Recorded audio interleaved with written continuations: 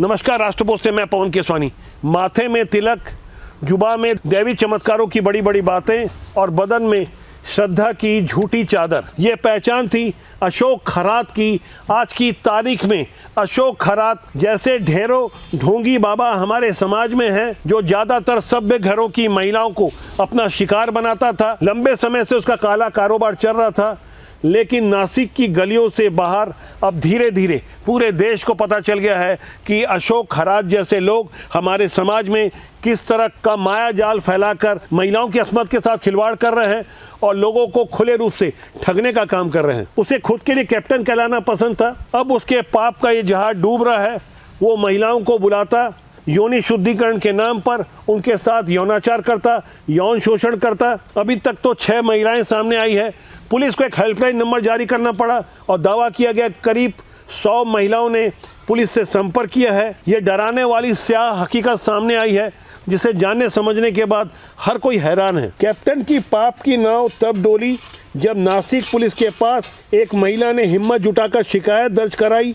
महिला ने आरोप लगाया कि अशोक खरात ने सिद्ध पूजा और योनि शुद्धिकरण के नाम पर उसका यौन शोषण किया। उसने बताया कि खरात खुद को एक आध्यात्मिक गुरु और सिद्ध पुरुष बताकर महिलाओं को जाल में फंसाता था। जांच के दौरान यह बात सामने आई कि खरात धार्मिक अनुष्ठान के दौरान महिलाओं की आपत्तिजनक वीडियो रिकॉर्ड कर लेता।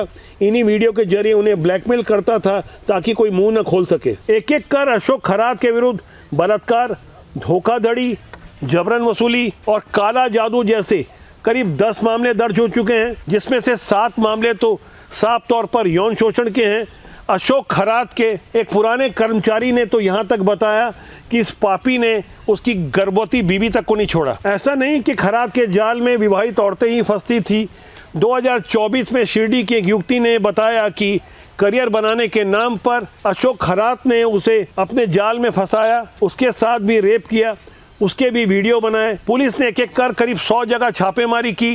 नासिक से लेकर कनाडा तक अशोक खरात के ठिकानों पर छापेमारी करने से 100 से ज़्यादा अश्लील फिल्में, अवैध हथियार और कारतूस बरामद हो सके हैं। अशोक खरात उर्फ कैप्टन की उम्र 67 साल बताई गई और इसकी प्रॉपर्टी जिसकी जानकारी सामने आई है 170 करोड़ की बेईमानी, ठगी और इसी तरह से काले जादू के डर पर इसने अपनी प्रॉपर्टी खड़ा की थी। अशोक खरात की शिरडी से लेकर नासिक के वीआईपी इलाकों में अनेक प्रॉपर्टी है। वो खुद को आध्यात्मिक गुरु, ज्योतिष और ब्रह्मांड विज्ञान का विशेषज्ञ बताता था।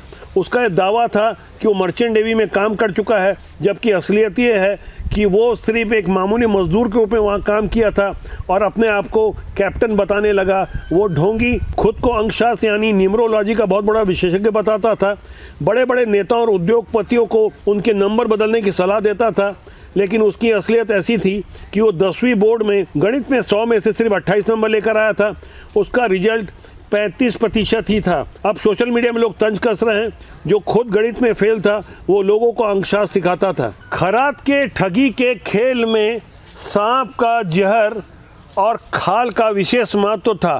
खरात खुद के बारे में बताता था कि उसके पास बेहद दुर्लभ प्रजाति का एक सांप है और हिमालय की कंदराओं से उसने एक ऐसा शहद लाया है जो किसी के पास नहीं है।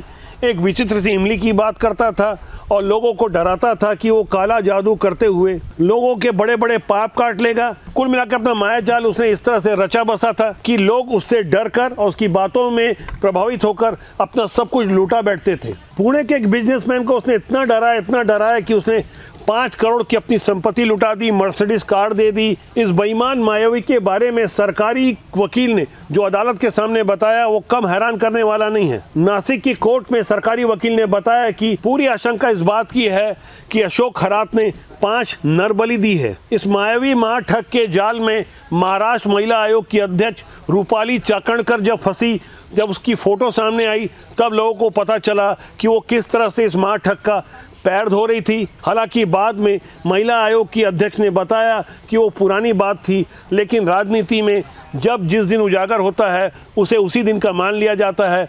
आखिरकार रूपाली चाकणकर को इस्तीफा देना पड़ा। खुद मुख्यमंत्री देवेंद्र फडणवीस को सामने आकर इस बारे में अपना बयान देना पड़ा और ये बताना पड़ा कि दोषी को बख्शा नहीं जाएगा। हमारे समाज में अभी भी अशोक खरात जैसे कई महाठग हैं जो ज़्यादातर राजनेताओं के करीब हैं। श्रद्धा की चादर ओढ़कर ऐसे बेईमान हमारे और आपके बीच आस्था के पात्र बन जाते हैं। ऐसे बेईमान और मक्कारों को हमें पहचानना होगा। ऐसे लोगों के कारण सनातन को बदनाम किया जाता है। परम वैभवशाली सनातन धर्म में भारत के 100 करोड़ लोगों की आस्था है। अध्यात्म और आस्था के बारे में हमें अध्ययन करना चाहिए, आत्मसात करना चाहिए और ऐसे ढोंगी लोगों से सावधान रहना चाहिए और ऐसे नेताओं से भी सावधान रहना चाहिए जो ऐसे लोगों को प्रमोट करते हैं। तभी तो हम बार बार आग्रह करते हैं अच्छे लोग सिस्टम से जुड़े, राजनीति में आए। राजनीति बुरी नहीं होती, उसमें काम करने लोग अच्छे या बुरे होते हैं। नमस्कार।